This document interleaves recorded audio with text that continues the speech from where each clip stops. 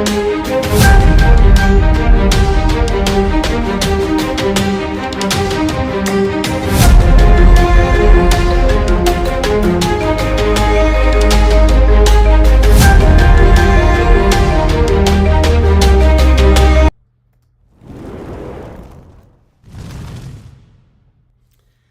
morning.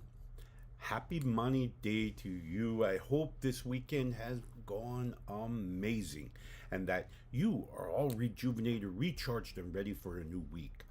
This week, we promise there are experiences that we are going to have that will benefit us in so many ways. They'll learn, we'll learn to adjust to them, to grow, and to actually absorb energies that we both need and some we don't. So let's sit back, think about the different energies that are going to come into our lives this week, and figure out how we can manage those to make our lives better. Before we get started today, I want to say huge shout out to New Reality TV. For it is through them that we pass this message to you each and every weekday morning. I also want to call out all of the different platforms, and hopefully you have liked, followed, and subscribed us on one of the many different platforms that you can just dive in and hear our message each and every day. I also want to give a huge shout out to all of the audio platforms that this show is also available on later this morning. All of these are wonderful platforms at which to absorb this message and hopefully pass it on for those who may need it, may need to hear this. All right, firstly and foremost, I want to give a shout out to Karen Kvelog. I hope I said that correctly, Karen. I deeply appreciate all your donations. I have already started to use them to hopefully get out to meet and greet others and be able to hopefully get them to obtain or maintain their mental space. Vikil Tackett, I also want to say thank you for becoming one of our patrons on Patreon. Without this kind of support, this kind of message distributed by hand throughout the counties or the cities and towns and villages here in Alaska and certainly around the world, couldn't be possible. So I deeply appreciate you. And of course, my wonderful mother, we're passing energy to her as she had some breathing issues last night. So hopefully all is well with her now, and we will continue to pass that energy to her for healing and growth moving forward. As always, my website, NorseWhispers.com. There you can find out all about me, my shows, my message, and my history personally, as well as you can also, for those of you who may need another ear to bend, just need somebody to listen and somebody to understand, by all means, check out /coaching there at NorseWhispers.com, and we can set up a time. We can have a conversation. By all means. Finally, for those of you who may have some coins rattling around in the old pocket, feel free, stop by, hit up our tip jar, drop them in there, and we will use those like we've done for Karen to benefit this message and its distribution all around the world. So thank you all for being a part of this. So, no further ado, and all that administrative side, let's talk about energies. This week we're coming in, it's Monday, or Mani's Day. The Norse god Mani was represented by the moon each and every night. Now, Mani, of course, being the brother to Sol, the sun, his sister, worked in balance with her. So, Sol would come into our day, and she would, of course, bring intellect and light and warmth and energies of her own each and every day. She would teach us. We would learn as we experience things in our world around us. We would see them. We would take in that energy, and we would learn from the things in front of us. And then as the night came and the end of the day and the temperatures began to sink for the nightly temperature, Mani would rise in the sky. And what does Mani bring? Mani brings us the understanding that questioning and understanding and constantly seeking to add new levels of intellect, of knowledge, of wisdom. And this is what Mani would bring us, this darkness. Now, many people say, oh, darkness, evil, bad, this, that. Yeah, no. Darkness is simply unilluminated energy. It's no different. Other than that, there's not the intellect part of it yet. That's our job. We take dark energy. Dark energy drives questions. We're going to go out. We're going to research. We're going to search. We're going to learn, and then we're going to illuminate this dark energy. The greatest analogy, and of course, my grandfather's taught me, is it was very akin to going into a dark room. You can't see anything. You don't know where the furniture is. You're going to kick a table leg or step on the dog, or who knows what's in the darkness. Why? Because we can't see yet, right? And when we illuminate it, torch or candle, all of a sudden we see the furniture. We see the paths through this room. And now we're beginning to learn. We're learning the layout of the room. Now, this is the greatest, in my opinion, one of the greatest displays, demonstrations of how energy is. Most of it is at dusk. So there's a little light. We can make things out, but it's not bright enough to where we can really clearly see. It's just visible. This is all energy of the universe. All energy within the universe is neutral in its polarity, right? So it's going to just charge us. Now, what we decide to do with that energy, good or bad, societally, right, regionally, what we decide to do with that energy is up to us. Now, in the whole cosmos of things, in all of creation, only one place can you find negative energies. Negative energies stems from the mind of humankind. It's the only place to get it. Now, understand, when I broadcast negative energy, i.e., I then audio, right? I vocalize it. I'm sending out negative energy. You jerk. I'm pointing away from you because you are not. Pointing away from you. And in my case, I'm pointing at something, a dark candle. Now, my dark candles are going to now deaden this negative energy. And this is why we have to focus it. Now,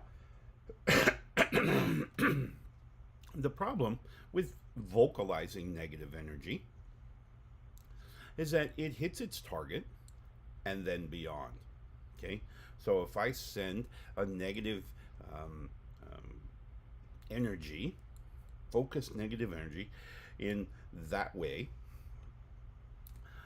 that energy goes and it kind of spreads out as it goes. Okay, and it's going to impact the person. Typically, I'm going to vocalize this negative energy at something or someone, but then it's going to keep going beyond, right?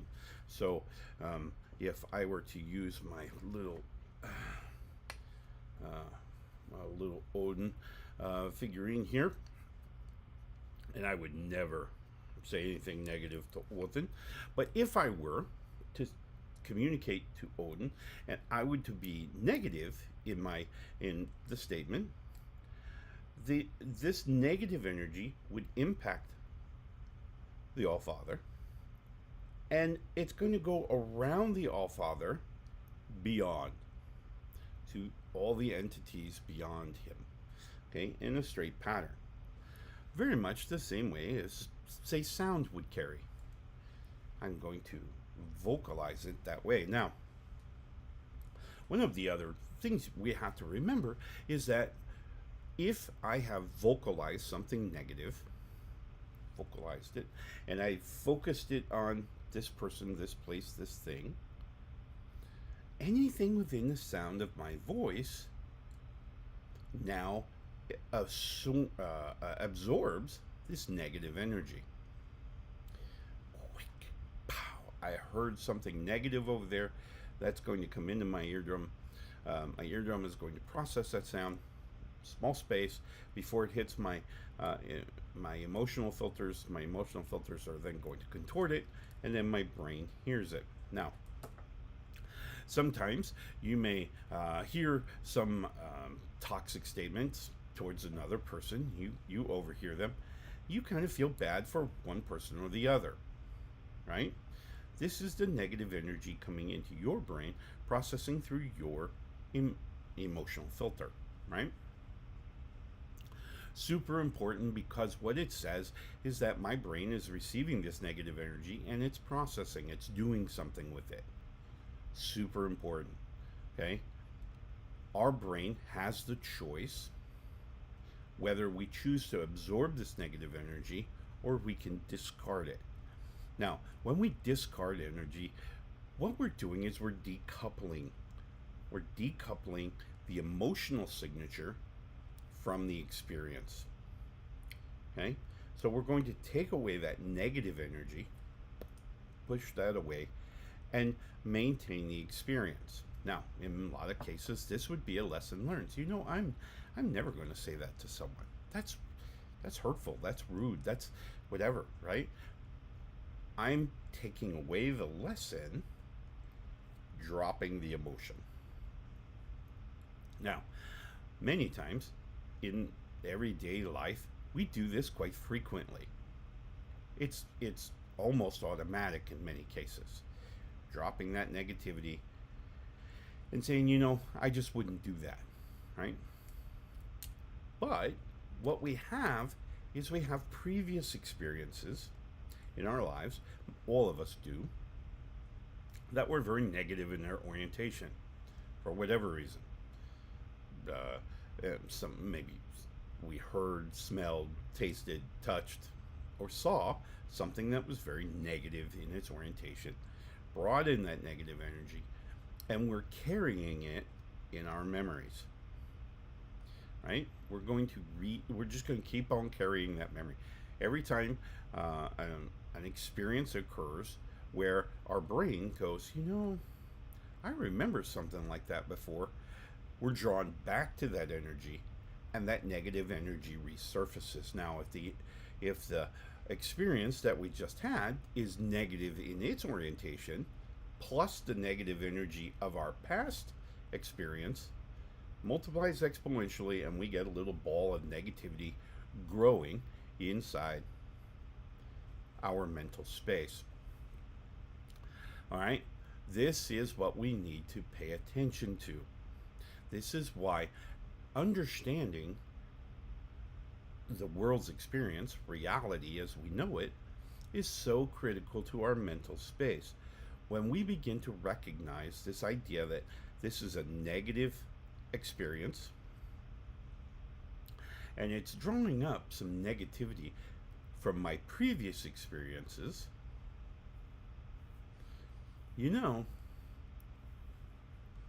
this isn't good. This isn't benefiting me in any way. Okay, how can I reverse that? How can I cast aside this new negative energy? Remember, decoupling those.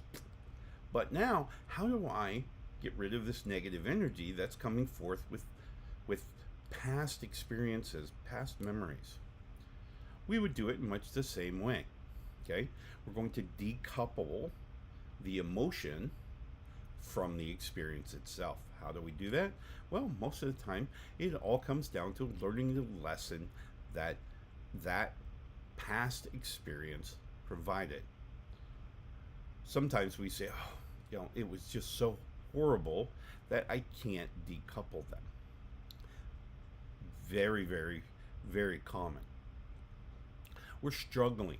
We're struggling to decouple them because it's so painful.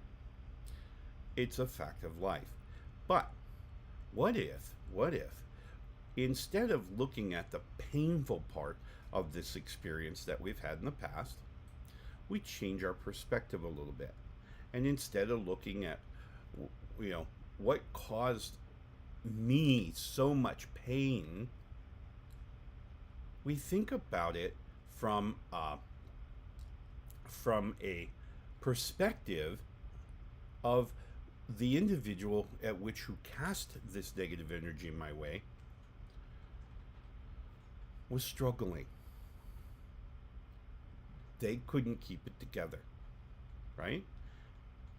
This negative energy that I received in my past may not be my burden to carry. What if it's their burden?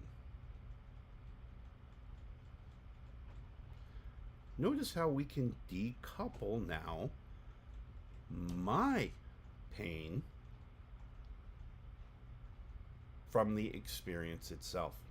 Many people ask me all the time. My father, for those of you who are new to my show, my father passed away when I was much younger. My father was an alcoholic, and he was, how does one put it mildly, a man of his time. And he was very abusive. He was physical, right? So corporal punishment, all those types of things was really in his wheelhouse. Why? Because that's what he had been taught from his father. His father, my grandfather, was a very tough, brutal man. Could he have been different? Absolutely. Was he different? Absolutely not. So those experiences that I experienced as a young man and a young boy were really very volatile, right? I got quite a few spankings, got struck quite a bit, and now people would look at that and go, wow, you were abused as a child. No, I wasn't, right? What I was in the wrong place at the wrong time. No. What I've realized is that my father couldn't deal with the situation that he found himself in quite frequently. Very non-religious or non-spiritual person. He had surrendered his family ancestry and really become kind of this traveling Wilbury, right? He was really a loner. But yet he had married my mother and of course had me and my brother. So kind of a lot of contradictory functionality going on in his mind. He didn't know how to handle it. So the energy that he put off and conversely acted upon, or not conversely, but in complementary acted upon, was this volatile negative action. As I look back at it now, I realize what was going on. I realize his struggles were his, not mine. Yes, I was the whipping post, and yes, as the older brother between myself and my younger brother, I was typically the one who was punished more often than not. But looking back on it now, I realized that my father just didn't possess the mental facilities at which to process and shed this negative energy. So he was caught in this vicious circle that he couldn't get out of. Realizing that now, I can now take a lot of the blame off my father and say, you know what? I get it. You had concerns, you had struggles. I get it. But that's not going to affect my trajectory. I am not going to carry on anger and negative towards my children. Not going to allow it. Not going to allow it to happen to my grandchildren. I'm just not going to allow it. Period. Why? Because my grandchildren and my children don't need that. Okay? There's enough negativity in the world. They don't need me, an authority figure for them, kind of propagating this. Right? So they just don't need it. Oh, Donnie Donnie, thank you so much for visiting. And yes, my brother, we will see in Valhalla. I am always impressed with people when they can discard this energy and manage what's in here. This is how we obtain mental control, mental energy control that puts us back in the driver's seat of how we think and, more importantly, how we feel.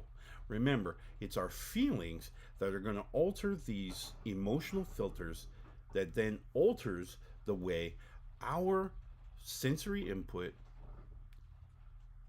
absorbs the reality at which we live in, right? So when when I see something out here, I see something happen in front of me, and that experience comes into my eyeballs convert this to bioelectricity that then transmits over the optic nerve connected to the back of your eye. Now, same thing happens for the auditory canal, your olfactory, right? Taste, touch, everything.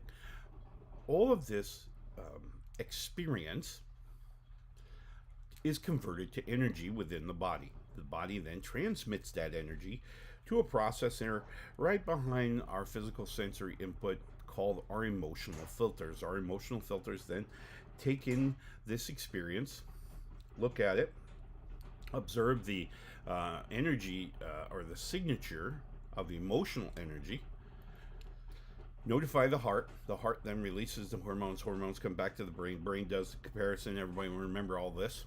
All right. Does a comparison, finds the chemical composition it's looking at, and says, "This is how I feel." That experience then passes through the emotional filters with this new emotional connection or this emotional signature to the energy when it's stored in memory.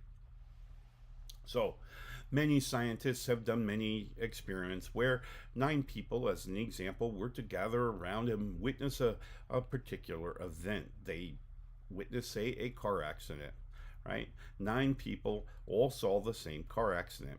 They saw it from obviously different locations, but more importantly, they're going to see it from very different perspectives. You have maybe someone in there who has previous experiences of car accidents where somebody was injured or maybe even a fatal car accident. And so they have a very higher level of emotional connection to this experience.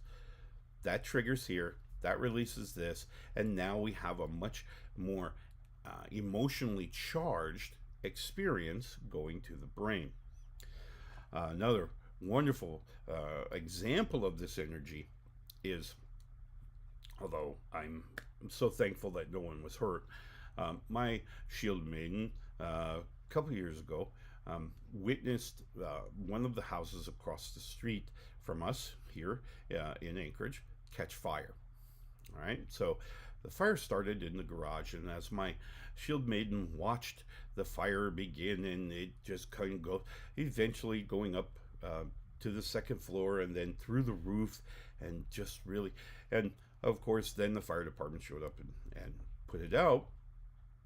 House was mostly a loss, but they were able to eventually rebuild it. My point is, now my shield maiden has a very excitable memories about house fires. She's very concerned. Now, this added to, I guess, a childhood memory of my shield maiden where her friend, or a very dear friend of hers, was actually burned in a fire, in a home fire. So that experience compiled with now this experience is very traumatic for her. What does that mean? Well, that means that these memories that she has in her brain now are coupled very tightly with this emotional connection. And so, if she sees something that is smoking in our house, as an example, she gets very excited. Her emotional state changes because now we're drawing forward this energy that's multiplying to the energy that she's bringing in through her eyes or smell or whatever, right? And so now it's just amplifying within her. Happens quite a bit. So, our key when we talk about psychological trauma is to begin to look at these things, these different experiences in our lives, and begin to decouple this emotional, just this emotional charge to it. So we're going to decouple that. And now we can look at the original experience and go, okay, what can I learn from that? Now, in my Shield Maiden's case, my Shield Maiden's very adamant that we change out frequently. We have power strips around the house, right? We have power strips for my boys are use laptops for their schooling and our computers, and so we have a lot of power strips and UPSs and the like for power outages and whatnot. So these power strips were the cause of the fire across the street. Now, well, not these, you get the idea. So anyway, my Shield Maiden now is a firm supporter and very staunch advocate for replacing these periodically. In our house, it's every 3 years. Every every power strip is replaced, and we do that all the time, everywhere. We also make sure all of our smoke detectors are clean and we have enough smoke detectors and the batteries are changed, and so all of these things kind of go into providing her comfort to now decouple the emotional charge from the lessons she's learned. She learned that, firstly and foremost, these power strips, very important to change frequently because they can get a short and they can cause problems. Vacuuming out smoke detectors, there's another lesson we can extract from this, right? So she's now decoupling the emotional charge, the fear, decoupling that from lessons that she could take away from, right? She's taking away these lessons of how to make better decisions regarding particularly electricity in a wooden structure. So when we think about all the negativity in the world, we always have a choice. We can change our perspective. This is an exercise, and we've talked about this quite frequently for those of you who visit the show frequently. We've talked about being able to look at our lives, our experiences, from a different view. When there's negative out there, as much negativity as you see in the world right now, and people who watch the news will say there's a lot,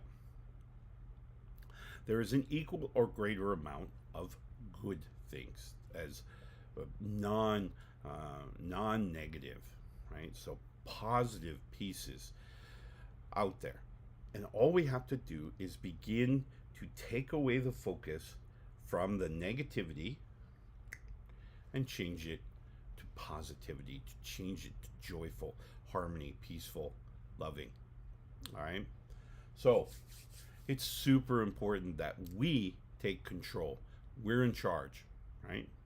And so I know all of you are going to think about this, and hopefully you will apply some focus and some energy towards understanding all the energy that comes into our everyday. All right? So today is Money's Day. It's the start of a new week. I hope that you change your perspective and realize that today and this week is going to be absolutely fantastic for you. And I'm really looking forward. As always, feel free to stop by my website there. You can ask a question or communicate, and let's open a dialogue with us. As always, each and every morning, as Donnie has demonstrated, we have an open chat. So if you've got something that's really stirring in you, by all means, throw it in there and let's talk about it. Let's get some dialogue open and let's communicate. All right? I wish you the very best Money's Day. We will see you again tomorrow where we celebrate the courage of tear. Love and light. Have a wonderful, wonderful Money's Day.